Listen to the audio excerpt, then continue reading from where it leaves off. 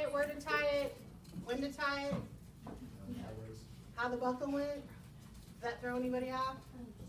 Smart class. All right, forced side rail. Forced side rail is considered a restraint unless you're in the ED or a procedural area. If you're transporting a patient through the hospital, not considered a restraint, okay? Some of our specialty beds, it's not considered a restraint because, like for instance, with a first step overlay, it blows the mattress up too high and it's to help keep the patient from sliding off. Otherwise, it is a restraint. Inevitably, I get a question, what if the patient requests to have the forced side rail up, or the family insists to have the forced side rail up? I would just document it's not out of that, okay? Technically, it is a restraint, but if the family is requesting it and you can't educate them out of that, then we're gonna go with their wishes. I have a question real quick. Yeah. In the ICU, is the forced side rail still considered a restraint? Yes. It is. It is, unless they're on one of the specialty mattresses. Other questions? Okay. So what are your responsibilities as the RN? You need to assess the need and reason for the restraint. So obtain the MD order, again, every 4 hours for behavioral, every 72 hours for med-surgical, or acute med-surg. Choose the least restrictive intervention that will be effective to protect the patient. So how do you decide what device to use? Anybody, what's your thought process? Least restrictive. Okay, so how do you decide if you're gonna put restraints on a, like wrist restraints on a person or put them in a posy vest? Okay, so what are some choices, what are some things, behaviors that you would see that would cause you to choose a posy vest? Getting out of bed? Okay, what about wrist restraints?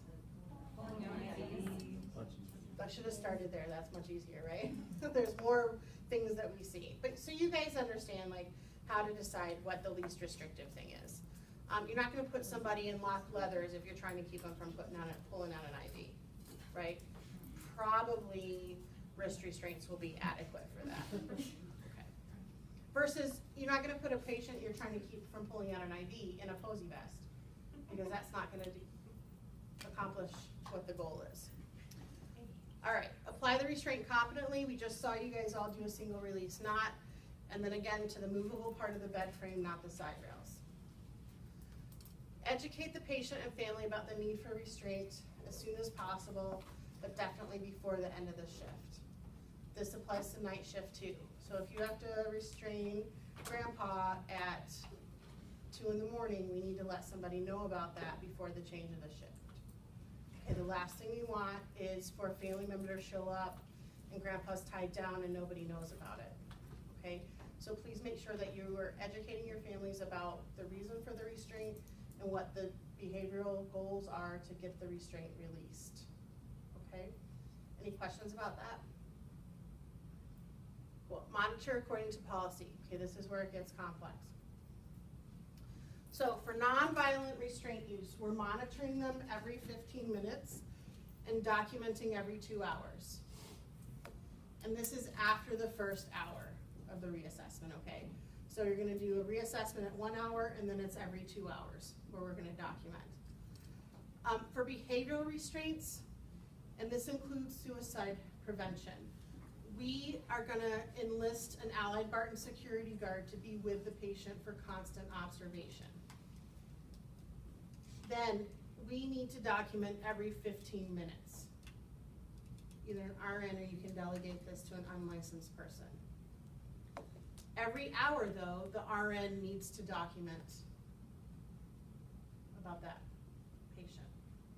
It needs to include that we've checked, and this is for all of them, positioning, circulation, airway, all of those things that you assess during patient restraint. Okay, that we've offered them toileting, we've offered them nutrition, we've offered them hydration. For the behavioral restraints, you need to make some sort of statement that says constant observation by Allied Barton ongoing. The Allied Barton security people are a presence in the room, but they do not provide any care for the patient beyond keeping them from either hurting you or hurting themselves. Okay? We've gone to using this the security people so that we don't have to use trained clinical staff to be one-to-one observers. Now that's different from sitters, okay? Because sitters is a restraint avoidance. This is actually like somebody who's constantly present with the patient. And then just make sure that you're documenting appropriately. And RNs can discontinue restraint orders independently. Okay? All right, low restrained patient rate, about 6% on any given day.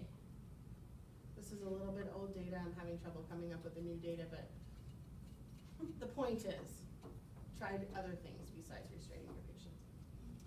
All right, we did that. We're done. Yay. Questions about restraints? Okay, what I need from you guys to leave on the back table before you leave is the green paper and the evaluation. I'm going to go back there, and as you are leaving, I'm going to sign your restraint competency and your glucose competency. All right?